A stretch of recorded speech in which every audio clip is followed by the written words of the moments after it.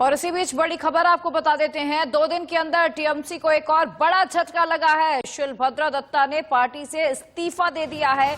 एक के बाद एक कई टीएमसी नेताओं ने अपनी पार्टी से इस्तीफा दे दिया। तो कुल मिलाकर इलेक्शन से पहले ममता सरकार की मुश्किलें बढ़ती हुई दिखाई दे रही हैं। जी, अमित शाह के दौरे से पहले बड़ी खबर आ रही है। जो ममता का किला है उसमें लगातार बीजेपी सेंध लगा रही है और आज दिल्ली भी आ सकते हैं शुभेंदु अधिकारी।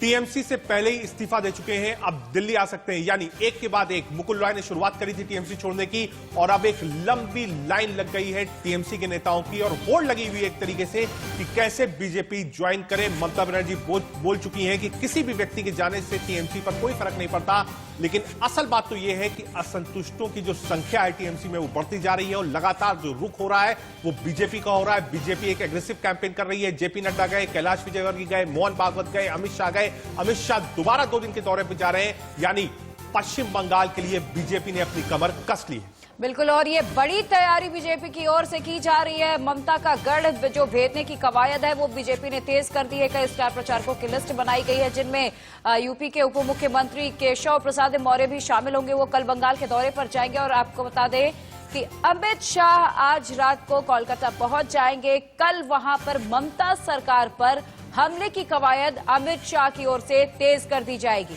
बिल्कुल, सीधे बंगाल ले चलते हैं आपको। वहां से हमारे संवाददाता तापस जुड़ गए हैं। तापस, लगातार जो है पश्चिम बंगाल चर्चा में है। चुनाव में अभी काफी वक्त बाकी भी है, लेकिन लगातार चर्चा में है। शुभेंदु अधिकारी के बाद फिर हमने बताया कि कितने और नेता हैं जो लगातार होड़ में है कि कैसे बीजेपी ज्वाइन करें। अमित शाह का आज से दौरा भी है। अमित शाह के दौरे के बारे में बताइए, साथ ही साथ शुभेंदु अधिकारी की इस समय लोकेशन क्या है और कौन कौन से ऐसे नेता हैं टीएमसी में जो वहां असंतुष्ट हैं और बीजेपी का दामन थाम सकते हैं।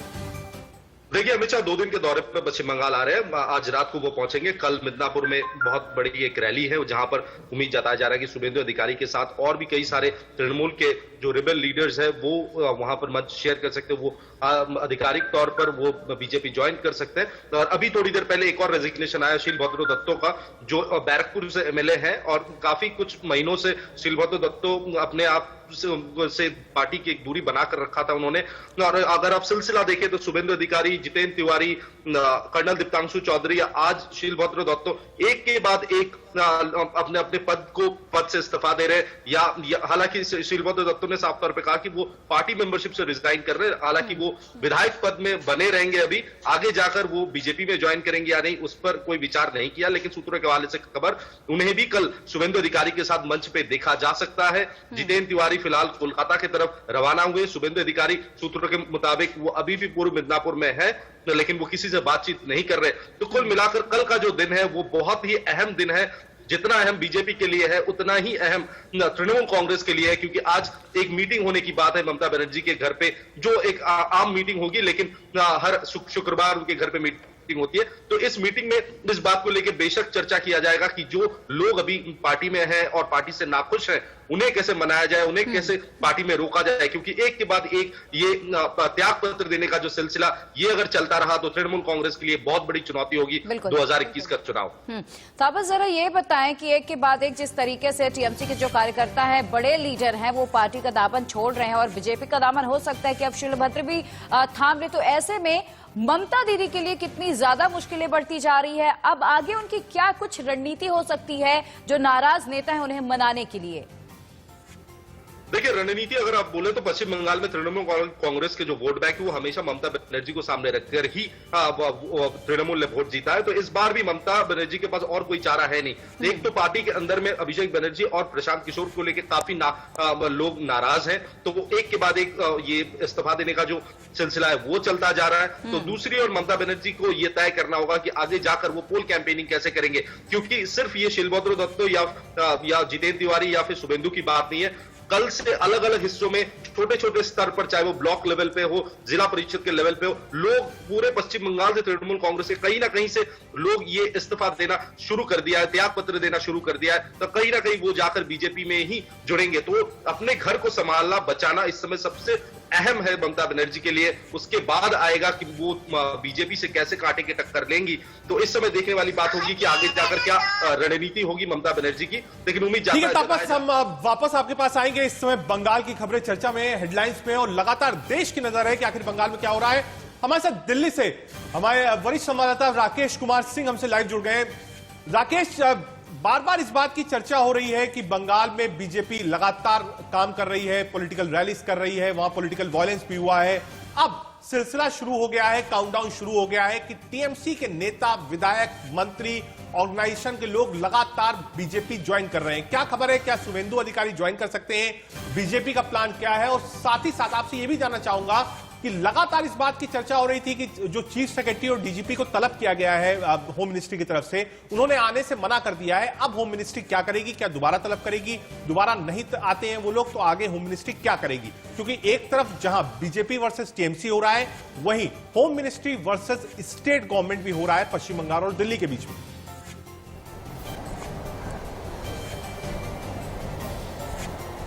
देखिए रजत, जिस तरह से पश्चिम बंगाल को लेकर राजनीति जो है तेज है और जिस तरह से सियासी पारा जो है काफी गर्म है। कल केंद्रीय गृह मंत्री अमित शाह 2 दिवसीय दौरे पर 19 और 20 तारीख को पश्चिम बंगाल में है और उसको लेकर जिस तरह से आपने जिक्र किया कि टीएमसी के कई नेता जो हैं पाला बदलने के फिराक में हैं और आपने सबसे बड़ा नाम शुभेंदु अधिकारी ने जहां विधानसभा से इस्तीफा दे दिया है।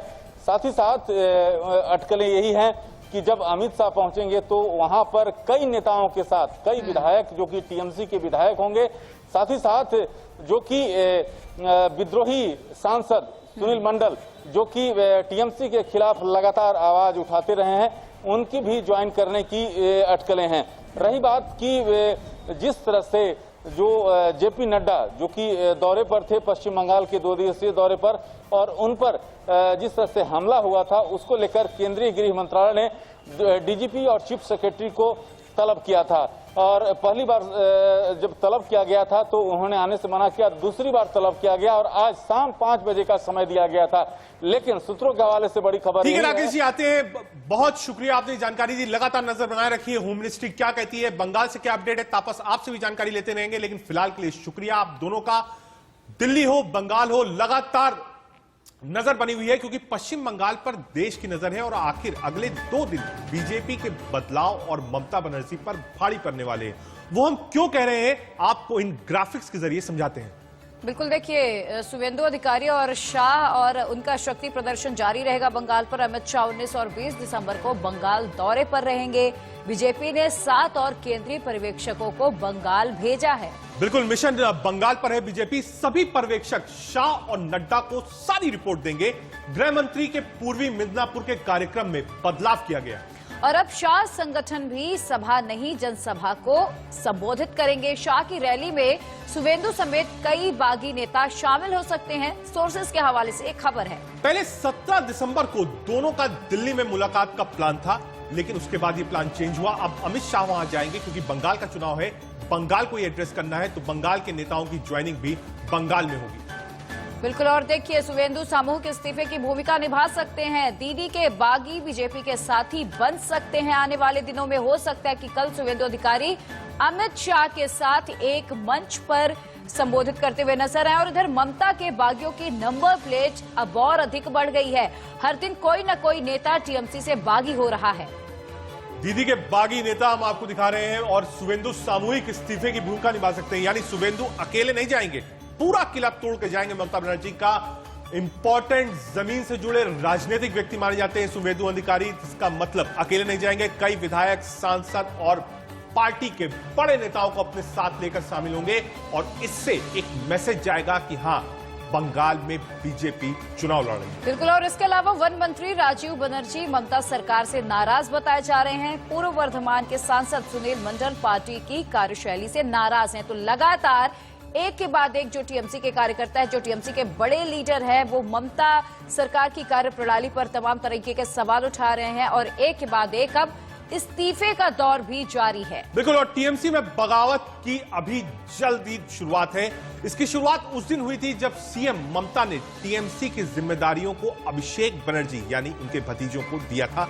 उस दिन से ये लड़ाई शुरू थी। टीएमसी में बगावत क्यों है हम आपको बता रहे हैं। पार्टी ने अभिषेक बनर्जी और प्रशांत किशोर को जिम्मेदारी सौंपी थी। प्रशांत किशोर और अभिषेक दोनों से पार्टी के पुराने नेता नाराज थे। बिल्कुल, और इधर टिकट बंटवारे का जो फैसला है वो अभिषेक को सौंप दिया गया। पार्टी को नए तेवर और रणनीति के साथ तैयार करना, असंतुष्ट नेताओं को सार्वजनिक मंच से अल्टीमेटम देना, ये जो पुराने लीडर्स थे उन्हें कहीं न कहीं ये बात खटक गई। बागियों का पार्टी से किनारा करने की कोशिश है। बागी नाराज थे। अभिषेक और प्रशांत किशोर से पदाधिकारियों की अनबन हुई, यानी जो लोग पुराने रूप से टीएमसी को देख रहे थे, जिन्होंने शुरुआती दिन से ममता का साथ दिया था, वो अभिषेक और प्रशांत किशोर के साथ ट्यूनिंग उनकी नहीं बैठी। टिकट बंटवारे में सलाह नहीं लेने पर नाराज थे लोग। बिल्कुल, और दिग्गज और जमीनी नेताओं के साथ अनदेखी की गई। अल्टीमेटम से बढ़ी नेताओं में नाराजगी और पार्टी में निकासी से पहले ही तीखे बागी तेवर अपना लिए गए और लगातार ममता की कार्यशैली पर भी उनकी ही पार्टी के नेता तमाम तरह के सवाल उठाते रहे। इधर पश्चिम बंगाल में जेपी नड्डा के काफिले पर हमले का मामला गर्मा गया है। एमएचए ने मुख्य सचिव और डीजीपी को फिर से तलब कर लिया है। कोरोना का हवाला देकर दिल्ली आने से किया था इनकार। चीफ सेक्रेटरी और डीजीपी ने साफ कर दिया था कि कोविड टाइम है, पैंडेमिक का टाइम है, हम नहीं आ सकते हैं। उसके बाद फिर बुलाया गया है। वीडियो कॉन्फ्रेंसिंग के जरिए जुड़ने की बात उन्होंने कही थी, लेकिन होम मिनिस्ट्री इससे नाराज है। दूसरी बार उसने अल्टीमेटम दिया है कि चीफ सेक्रेटरी और डीजीपी जिस तरीके से लॉ एंड ऑर्डर की सिचुएशन है, बीजेपी के अध्यक्ष जेपी नड्डा और कैलाश विजयवर्गीय पर हमला हुआ था, उसके बाद दोनों को तलब किया गया था, लेकिन दोनों ने आने से इनकार कर दिया था।